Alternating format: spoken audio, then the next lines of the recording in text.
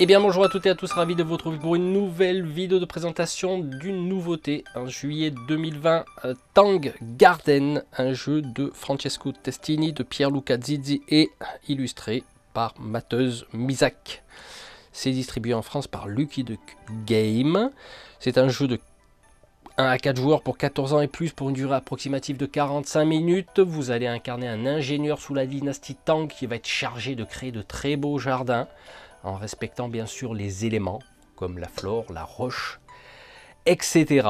Donc ce que je vous propose à travers cette vidéo, c'est un petit déballage et puis je vous donnerai mon avis. On va regarder un petit peu les éléments en détail. Il y a un matériel assez sublime à l'intérieur. Ce que je vous propose, c'est qu'on fasse le déballage. Allez, on va déballer cette boîte qui fait approximativement, allez, à vue de nez, quand même 3 kg, voire un peu plus. Donc, nous allons regarder le contenu à l'intérieur, à savoir que historiquement, la dynastie Tang de 618 à 907 est considérée comme le premier âge d'or du jardin chinois classique. Voilà, donc d'où le fait d'incarner des ingénieurs qui vont permettre de construire le plus beau jardin. Et le but, bien sûr, sera de gagner le maximum de points de victoire. Le matériel, comme je vous l'ai dit, est relativement sublime, assez original dans sa, on va dire, dans son élaboration.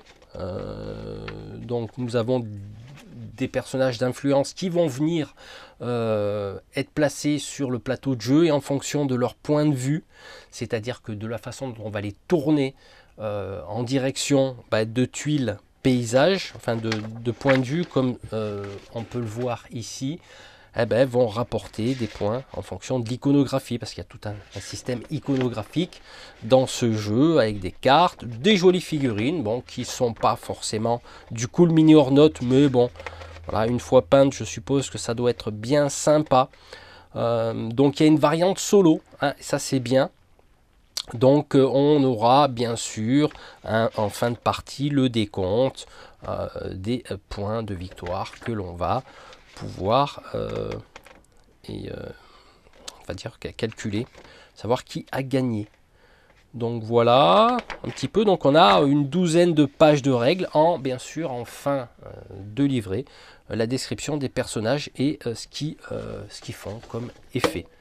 Voilà pour ça. Alors ensuite, qu'est-ce que nous avons? Ça, on s'en fout. Alors nous aurons le plateau de jeu qui est... Oh, excusez-moi, ça bouge dans tous les sens. Voilà. Alors ça rentre pas entièrement, mais là on va pouvoir y placer les tuiles correspondant à chaque élément. Au départ, le tableau, le plateau de jeu est vierge. Alors, on va y mettre des tuiles qui vont concorder entre elles. Et sur le côté, nous avons le placement de ce que je disais tout à l'heure, les tuiles de point de vue, des jolis paysages vraiment avec de très très belles illustrations. Donc on va construire son jardin, faire y venir des personnages d'influence, venir y piocher des tuiles et venir les placer. On aura un certain nombre d'actions à faire pendant son tour de jeu. Donc là les figurines on les regardera tout à l'heure en détail. Il y en a 1, 2, 3, 4, 5, 6, 7, 8, 9, 10, 11, 12. Une douzaine de personnages d'influence qui sont sympas. Voilà. Après c'est peut-être légèrement, alors je ne sais pas si c'est légèrement plus petit que du 28 mm. Je ne sais pas. J'ai pas de réglette sur moi. Alors là, nous aurons les plateaux des joueurs qui, en fonction des différents éléments du jeu, au fur et à mesure, on va venir y placer des cubes de la même couleur et y convoquer un personnage une fois qu'on a atteint un certain niveau, comme vous pouvez le voir ici. Voilà, on va convoquer des personnages. Donc c'est pas du recto verso. Voilà, 4 tuiles avec chacun, bien sûr, sa propre couleur d'identification. Nous aurons des cubes représentant, on va dire entre parenthèses, les ressources. Nous y aurons dessus, alors, des petits bâtiments à construire. Alors, ça peut être peint, bien sûr. Je regarderai tout à l'heure si effectivement on peut regarder ce que contient ces ces bâtiments, des toits, hein, pour les temples, venir construire des temples. Alors là, je m'inquiète un petit peu, parce que... Ah ben non, c'est bon, je m'inquiète pour rien, parce que je me disais, bah tiens, j'ai pas les murs, j'ai pas les comment on appelle ça, les cartons de dépunchage. Donc toujours pareil. Donc là nous avons des pièces. Non, c'est pas des pièces, je dis des bêtises. C'est les socles qui vont accueillir nos figurines et les fameuses cartes, ainsi que effectivement des cartes qui feront des effets spécifiques. Comme je vous l'ai dit, au niveau iconographie, on aura des choses à connaître pour des effets. Donc là, c'est voilà, on va construire, on va mettre des poissons, on va pouvoir poser d'autres tuiles, d'autres pions. Alors je me rappelle plus trop, parce que je découvre en même temps que vous. J'avais regardé une ou deux parties, hein, histoire de m'intéresser. J'ai pas, c'est simple, hein. Donc là on va faire des poissons, là on pourra mettre des oiseaux. Donc tout ça va nous permettre bien sûr de gagner des bonus. Oiseaux, des pivoines. Voilà. Vous remarquerez que les illustrations sont super jolies quand même, hein. C'est vraiment le fameux lotus. Forcément, donc on va y mettre des arbres aussi, des pêches, magnolia, des saules, la glycine, donc ça c'est tout ce qui concerne les arbres, et les pavillons. Alors c'est pas des temples, hein, c'est des pavillons, je me suis trompé, pavillons, et des ponts. Voilà, on pourrait y mettre des ponts, ça c'est cool aussi. Donc alors bien sûr, je le rappelle que tout ça peut être peint, pour ceux qui aiment la peinture. Pour ceux qui ne savent pas peindre, j'ai des tutos de peinture aussi sur ma chaîne. Donc là, ce qui m'inquiétait, c'est que voilà, on va y retrouver ici tout ce qui est temple, tout ce qui est pavillon, pardon, et pont qu'on va pouvoir construire. Les fameux petits jetons correspondant au lotus, aux poissons, aux oiseaux, etc., qui vont nous permettre justement de gagner des bonus. Alors les fameuses pièces chinoises que l'on retrouve ici, voilà, bien cool. Alors on a des jetons aussi qu'on va devoir mettre sur le plateau de jeu, et je crois que le déclenchement de la fin de la partie se fait lorsque il reste 3 jetons comme ça au niveau du plateau, parce qu'ils vont être au départ posés tout autour du plateau. Alors ça, nous avons les tuiles, les fameuses tuiles qu'on va devoir placer. Vous remarquerez ici sur le côté, on a un petit chemin de pierre, et on va devoir faire concorder le placement de tuiles avec le chemin. Et également, vous voyez, voilà, au niveau des lacs.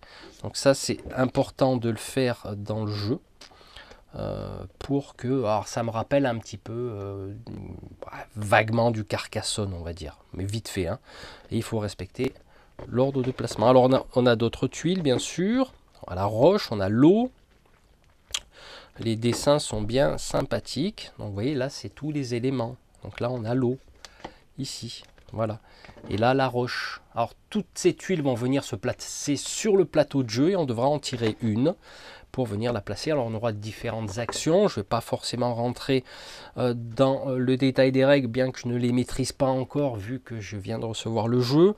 Donc vous voyez ici on a tout ce qui est éléments floral, donc les arbres, on va pouvoir y mettre des fleurs, on a des iconographies aussi sur les tuiles où on va venir y poser certaines choses. Là par exemple on peut y venir y poser un pavillon.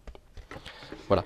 Et là, nous arrivons bien sûr à de très très belles illustrations des points de vue. Donc les figurines devront être tournées dans le sens et en fonction du quadrillage du plateau de jeu vers les différents points de vue qu'on va pouvoir observer, avec des iconographies qui à la fin de la partie vont nous rapporter des points. Donc les arbres qu'on va construire. Et là, pareil, donc là, fameux dragon chinois, rouge, le jaune. Non, mais les illustrations sont vraiment super sympas. Vraiment très très jolies.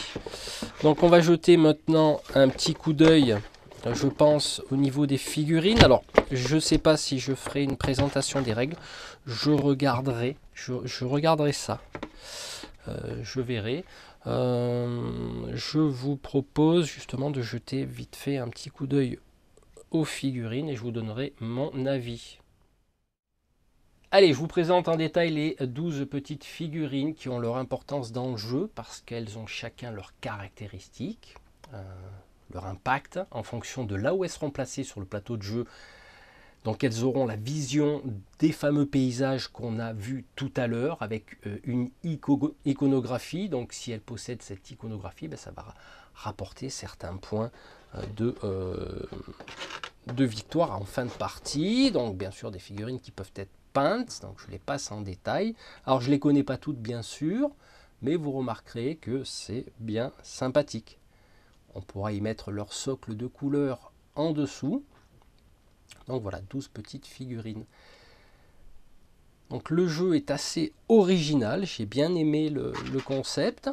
Petite particularité au niveau du rangement. Alors, je trouvais ça sympa parce que vous pouvez tout ranger.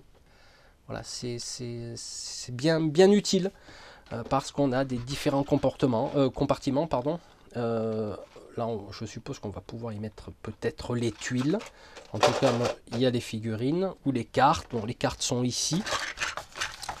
Donc ça, je ne les ai pas déballées. On va vite les regarder quand même, hein, parce qu'on parle des figurines, mais je ne montre pas les cartes.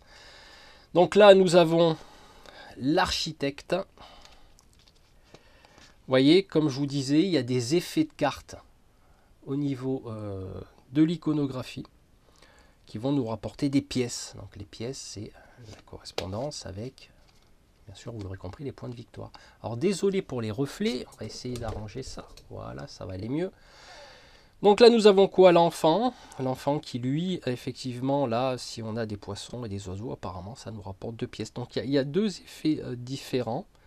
Donc pour l'instant, je ne connais pas le concept, mais il me semble qu'il y a des effets qui vont pouvoir se faire quand on pose la carte ou quelque chose de ce style. Désolé de ma méconnaissance actuelle du jeu, je découvre. Donc l'empereur, on a l'impératrice, 9 pièces quand même. Hein. Donc chacun, vous voyez qu'ils ont leur élément. Donc là, on avait l'élément eau. Voilà. On a l'ermite, yin-yang, symbole du tai chi, et la dame, le marchand, avec chacun leur effet. Ah, lui, par contre, ça doit négocier là, parce qu'il y a moins une pièce. Le moine, l'officier, la poète, l'étudiant. Vous voyez, c'est vraiment des jolies illustrations. Danseuse d'épée, et on revient à l'architecte. Donc voilà, vous voyez, tout ça va pouvoir bien se ranger. Alors je suppose qu'ici, on va pouvoir y monter les bâtiments et y mettre les toits du pavillon.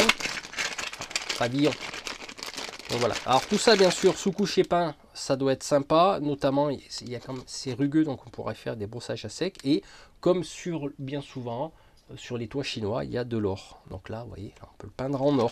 Ça, c'est une petite idée. Donc ça, on va les mettre là pour l'instant. Donc les cubes des éléments. Voilà, je vais y ranger. Vous voyez, ça se range bien. Donc là, j'ai pas monté volontairement les ponts, hein, ni les bâtiments. Peut-être que ça fera l'objet d'une prochaine vidéo. Vous voyez, là, tout se range bien. Je suppose que ça doit aller quelque part, peut-être par là, si je me souviens bien. Et bien sûr, on va y mettre le plateau de jeu, ainsi que les règles. Voilà. Bon, mon impression, vraiment un super matériel. Ça, c'est, il n'y a pas de souci. Par contre, comme j'arrive quand même assez bien à me projeter dans le jeu avant de jouer, qui est une de mes particularités, c'est que malgré son originalité, vraiment c'est super sympa, l'illustration assez majestueuse, on va dire, c'est vraiment très joli. Je peut-être suppose que en jouant au fur et à mesure qu'on construit notre jardin, qu'on y met des éléments, des pavillons, les figurines, les ponts, les tuiles, etc., je ne sais pas si au niveau visibilité, ça risque pas d'être un peu le fouillis à un moment donné. parce que bah, s'il y a le plateau est rempli et qu'il y a des tuiles à mettre à un certain endroit, il y a un pavillon, il y a une figurine, ça risque d'être un petit peu le fouillis. Donc ça c'est à tester, je testerai, je regarderai les règles. En tout cas, voilà pour mon avis, mais un jeu qui m'a l'air bien, malgré tout, sympathique. Bah écoutez, je vous retrouve très bientôt. Alors, on va revenir à la base de ma passion, qui est la figurine. Donc là, il y a un super jeu qui sort, qui est Ranger of the Shadow Deep, voilà, qui sort. Un jeu de figurines qui est en full coop, full coopératif, avec un mode solo. Donc là, j'ai sauté dessus. Et ça, on va avoir toute une série de vidéos là-dessus. Donc on revient à la base de ma chaîne, qui est quand même malgré tout le jeu de figurines. Bon, sur ce, on va se retrouver très bientôt. Il y aura des tutos de modélisme, notamment pour des tables de jeu. Je travaille sur une table de jeu enneigée, voilà, de base. Et bon, il y a plein de trucs qui vont sûrement arriver concernant ce jeu de figurines. Voilà, je vous embrasse. Et puis, profitez bien de l'été. Et puis, à très très très bientôt. Allez, ciao!